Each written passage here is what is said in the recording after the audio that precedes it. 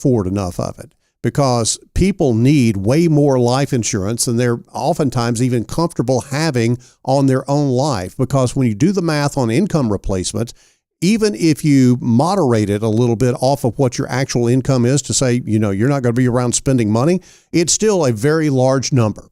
And so we think that term life insurance has to do that job. That's job number one, is to replace the income of the breadwinner, because your family would be suffering if something happened to you and your income were suddenly cut off.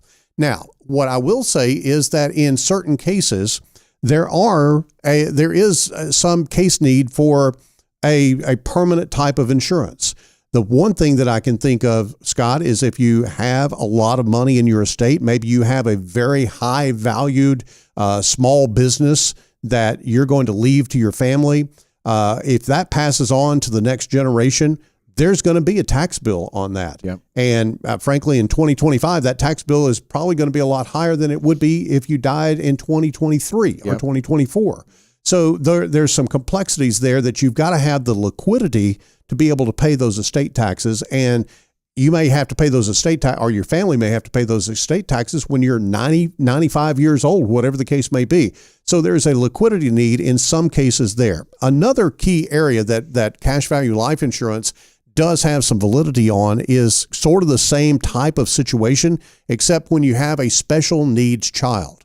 And when I'm talking child, I'm talking about an adult child who is, still needing to be cared for well into your retirement years and what have you. That special needs child has lots of restrictions on how they can have income. And most of the special needs kids have something called a special needs trust. That trust needs to be funded with money that can carry on providing for those needs after your death. And so there is a long period of time that there may be a need for a life insurance death benefit that is a tax-free death benefit that could land in that special needs trust to provide income for that child. There are limited use cases of cash value life insurance, but here's what I want to really caution everybody about. Anytime someone says to you, never do this or always do that, I think you've got to question that, because life is not a cookie cutter situation. You've got to think about what the overall need is for that situation and address that need. We believe term life insurance does a great job and are huge advocates for term life insurance in the vast majority of life insurance needs, but there are some areas where cash value life insurance actually can play a critical role. Yeah, the word unique comes to mind. Everybody's situation is unique. And certainly back to the Dave Ramsey discussion, he has such a large audience, John. There's no way he can talk to anybody on a one-on-one basis. He's got an audience of 18 million people per week. So he tends to talk about things in black and white and absolutes. And I do think there are principles, as we've already discussed on our show today, that are very valuable to apply across the board, because it gets you steered in the right direction. It gets you creating good financial habits and avoiding bad financial habits. And certainly that puts people on the path to true financial independence. But when it comes to choosing investments, choosing a type of insurance, I don't think you want to rely on Dave Ramsey's advice to do that. That's not the position he's really in, and not the position he serves others in. He's a motivator. He's laying principles, writing books to get people going in the right direction. But I think ultimately you need a financial advisor who works on these specific types of things every day with clients to really get the tremendous value that you need. From Little Rock, here's the question. I can max out my 401k in Q1 this year. Would it be wise to put all of my earnings to 401k to max it out quickly, or just stick to 10% and let it max out over the year? Well, here's the big deal with that, Rick, when deciding how quickly to max out your 401k during the calendar year is, do you have a match? Because if you have a match, we got a different way of looking at this. Absolutely. And this is a game changer. Yeah. Y'all, I can't tell you how many times people do, especially if they have some variable income. If you're in sales, for example, and you have commissions that you can't really predict what you're going to make, a lot of times people will max out their contributions before the end of the year, and they don't realize what they're missing in that scenario. So let's go through an example here. Let's say that somebody has a salary of $100,000 and they're 50 years old. So they're old enough to be able to do catch-up contributions and all of that. So $30,000 in Q1, the employer matches dollar for dollar up to 6%. So that's $1,500 in matching money in Q1, but no more for the rest of the year. Where if we had stretched out those contributions throughout the entire year, it would be $6,000 for the year.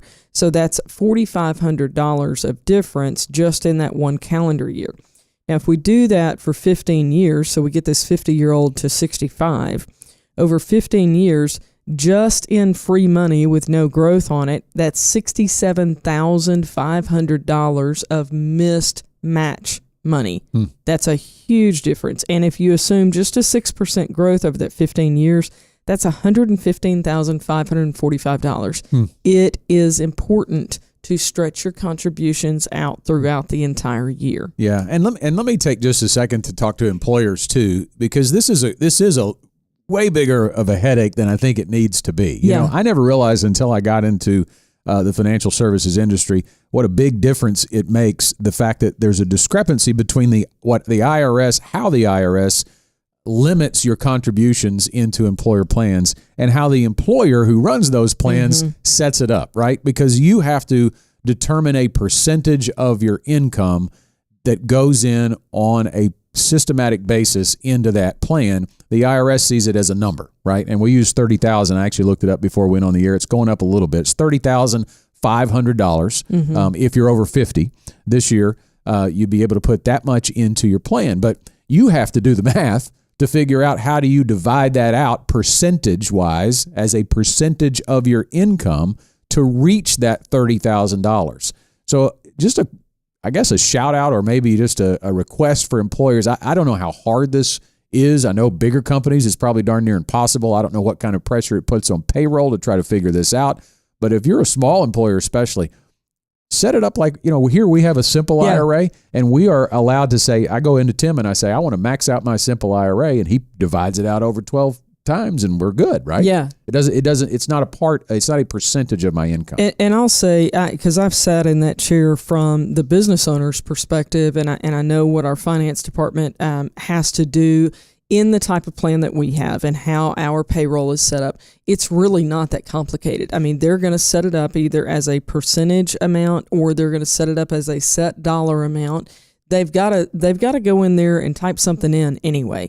So if you want it to be so that it is even, let's say you were going to contribute $24,000, because that's super easy math. That's $2,000 per month, or if you're paid twice a month, that's $1,000 per paycheck. Be careful if it's biweekly. Keep in mind that that's 26 pay periods in a year's time instead of 24. But think through, how do you make it a set dollar amount and still reach whatever your total goal is, whether you're maxing out full contributions or whatever amount, you still want to stretch those out throughout the calendar year. It's very important. Yeah, I have, and transversely, the other side of that equation in our household is my wife Sarah's job. She is has a little bit of variable comp. She's in a little bit of a sales position, and she gets bonuses at least a couple of times a year. So there's that variance requires us, because her employer requires her to put in her 401k contributions as a percentage of income. I have to change it like 3 times, or we have to change it like 3 times a year. Yeah. To try to, play the game. Yeah. So we make sure that we're going to get all of the match money. So it is a difficult thing, but it's something on the employee side, I would certainly recommend you want to make sure that you're doing, because look at the numbers. Look at what we just showed you, that it can make a huge difference in your overall savings at the end of your work life. Well, and that was just from a 50-year-old, from age 50 to 65. Think about it over a career. Yeah. Y'all, it's a huge game changer for people if they'll really pay attention to this. And Scott, I can't tell you how many times we have sat in client meeting rooms and had this conversation. When we see a statement from a 401k or their pay stubs and we realize what they've been doing is maxing it out earlier, and they really have no idea in most cases the impact that it makes. Yeah, I would say congratulations to Rick for looking to max out that 401k. That is a game changer. That catch-up is not just a word that should be thrown around lightly. It truly does, once you're 50 years old, allow you to catch up if you are behind on retirement savings. There's a lot you can get in there if you're willing to have the discipline to do it. And it can be a tax advantage too, because obviously those dollars, we're assuming he's talking about a pre-tax 401k. There are Roth 401ks, but he didn't say that. So in a traditional 401k, you're putting those dollars in before they are taxed. So you're lowering your taxable income. And if you're maxing out with $30,000, that's a significant lowering of your taxable income. So it's an advantage now and a huge advantage later. Thanks to Rick for that question. A reminder, if you've got questions, call or text them to us at 501-381-5228 or send us an email. Send it to show@getreadyforthefuture.com. 46 years old. Right now I have just under $500,000 in retirement accounts. Would I be okay in retirement if the only thing I do is max out my Roth IRA every year moving forward?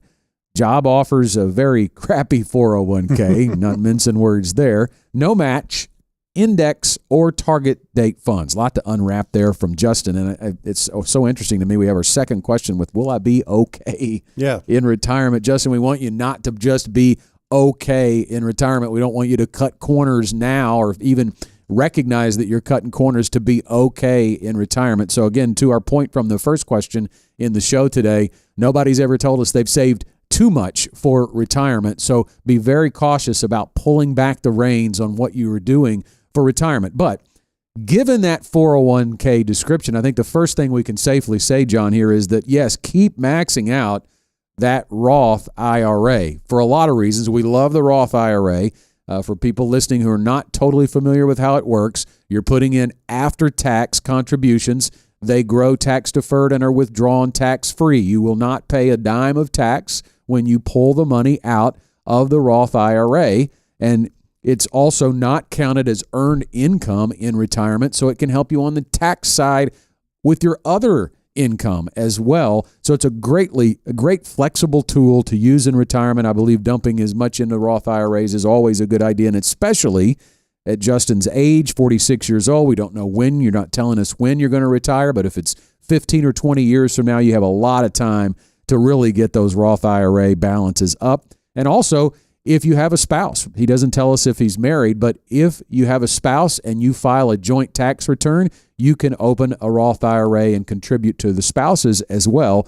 The contribution limits is kind of where we ought to hang out just a bit, John, because if you are 46 years old like Justin, you're limited a little bit on how much you can get in there. Yeah, it's $7,000 each person in the household. There is a catch-up contribution, as we were talking about catch-ups earlier in the show on 401ks. On a Roth IRA, the catch-up contribution is $1,000 at age 50 or above.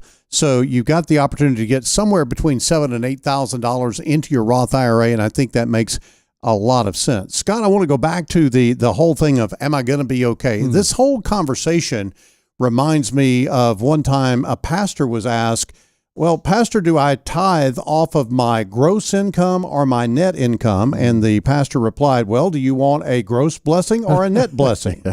I think it's the same thing. You can contribute to your Roth IRA and be okay. And okay is very subjective.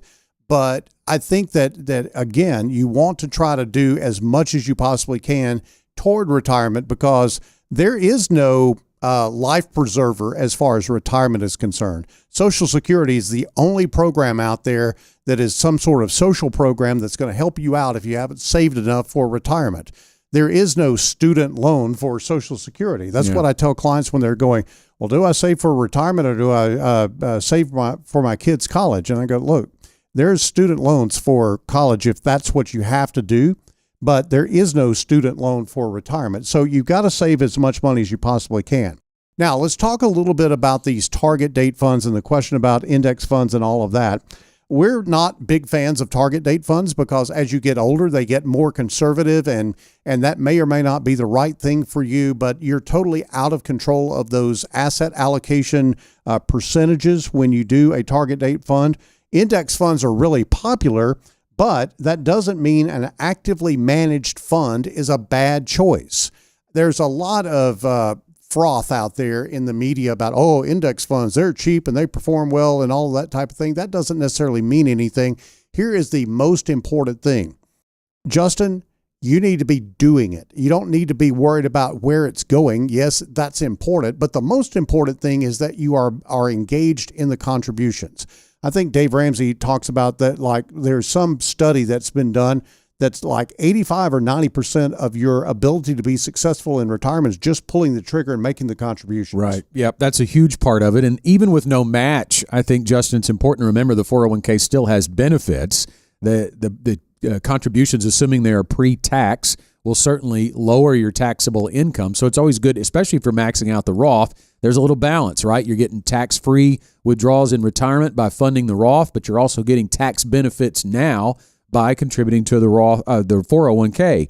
You also have the tax-deferred growth, which can keep taxes off of it when you compare it to, say, a non-retirement account where you'd have to pay capital gains for any sales, any trades you make and gains you have in those type of accounts. So there's still some advantages, even if you don't have investments that you're truly in love with, although as we've talked about, you might want to consider not being in love with it. You know, I think the one thing about the 401k we talk about all the time is they are great accumulation vehicles.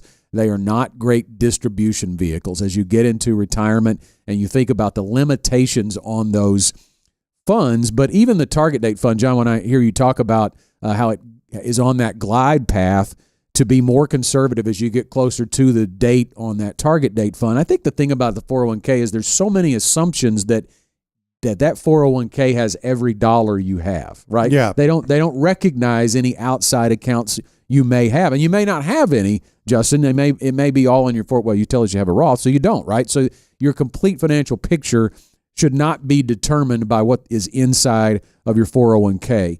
So that's one reason to not get in love with target date funds for sure. And then we asked Justin if he was married because there's that option too, right? Rather than totally walk away from your 401k and only contribute to your Roth IRA, what about your spouse? Do they have options? Is their 401k a place that you could get a larger match? You have no match, any match, right? You can certainly look to that and see the benefits there and consider that holistically when it comes to your overall plan. Scott, let me put a cap on this whole discussion, and I'm talking to Justin, and I'm talking to really everybody else out there that has these specific questions about this part or that part. Stop doing things in a vacuum. You've got to stop doing things in a vacuum because your financial plan is a intricately woven creation, and it is something that everything depends on everything else in the plan. So you have to stop doing these one-off isolated things and go, well, what if I do this? Will this take me to where I want to go? That's not how this works. Everything has to kind of work together for you to reach financial independence. Karen says, I'm 45 and want to retire in 10 years. We've got $450,000 in various retirement accounts already, and I plan to max out catch-up contributions when I can. My husband thinks we should work at least till we're 60, but I think that's mostly based on fear. How do we know if it's okay to retire early? First of all, Karen, great job so far. You are on solid footing. That sounds good. $450,000 with a 10-year time horizon. And it's a great idea to be maxing out those contributions and take advantage of the catch-up contributions when you get to 50. To truly know when it's okay to retire, you have to be able to translate where your assets are going to be at your retirement date and know what kind of income that's going to provide. Will it replace your paycheck, or at least enough of your paycheck that you can meet your income needs and desires? And the only way to know that is to plan.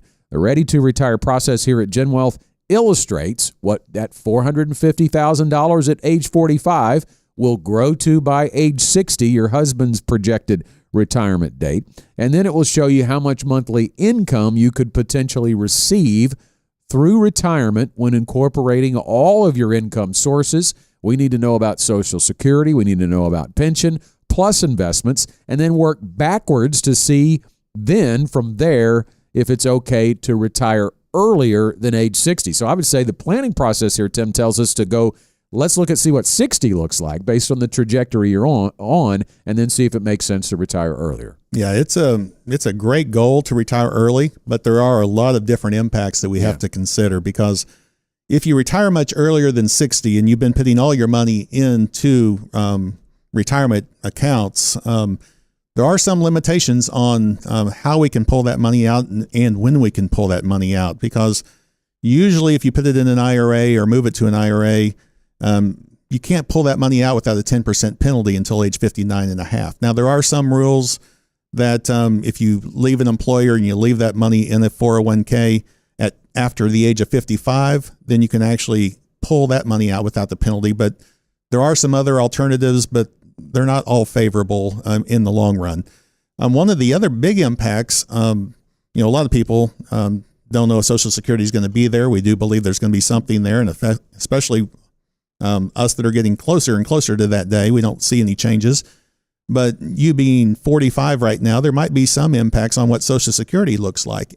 And if you retire early, one of the big things, and don't want to get into too many of the details here, but your Social Security looks at your 35 highest average or years of working earnings history. And if you don't have 35 years of working history, that's definitely going to impact your Social Security when you get there. So you really have to be able to accumulate a lot of assets, and you're off to a great start at $450,000 at 45, and there's potentially a lot of growth on that. And as long as you're continuing to contribute, I think, as Scott mentioned, shooting for 60 right now. Maybe your husband is a little fearful in that, but he may tend to be on the right side here. But we, again, need to probably look at 60 and then see what's 59 look like, 58. What can we get to? And we don't know what the market's going to do between now and then. It could give us some great returns, or it could be kind of lackluster. So again, having that target to shoot for is the first thing that we would need to do, and to see what kind of assets we would need by age 60 to see if that could work. Yeah, and you're going to need to really consider your health care situation too. If you're going to retire before 60 or even 65, you're going to have an option for health care premiums, health insurance premiums, prior to being eligible for Medicare, which kicks in at age 65. And then past that, you have to think about how many assets you're probably going to need for healthcare costs, because Medicare is not going to cover everything. I read an article just this morning about the estimated cost that a couple is going to have in healthcare, and they said if you're currently on prescription drugs, that you could expect to spend out of pocket $300,000+ through the course of your lifetime from age 65 on. So healthcare has to be a key consideration. And then two, I would also work on, as a part of this plan, if we were putting it together for you, Karen, eliminating your debt, if there is debt, if there is a mortgage, to minimize what kind of income you would need prior to retirement. And oftentimes, whether it's retiring at 55 or 65, we want to make sure that you kind of have a plan for what you're going to do with your time. Yep. And so, working part-time may be something that's going to be something you enjoy, making quite a bit less than probably what you're doing today, can also fill the gap between what you're going to have to take from your investments and what you would like on a monthly basis for your income.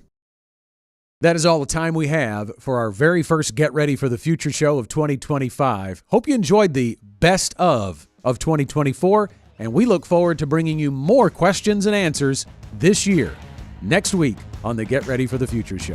The GenWealth financial team is available to you 24/7 at info@getreadyforthefuture.com, or call our offices at 866-653-PLAN. That's 866-653-7526. You should personally consult a financial advisor before making any investment, and no strategy can assure success. Securities offered through LPL Financial. Member FINRA SIPC. Investment advice offered through Independent Advisor Alliance. Independent Advisor Alliance and GenWealth Financial Advisors are separate entities from LPL Financial.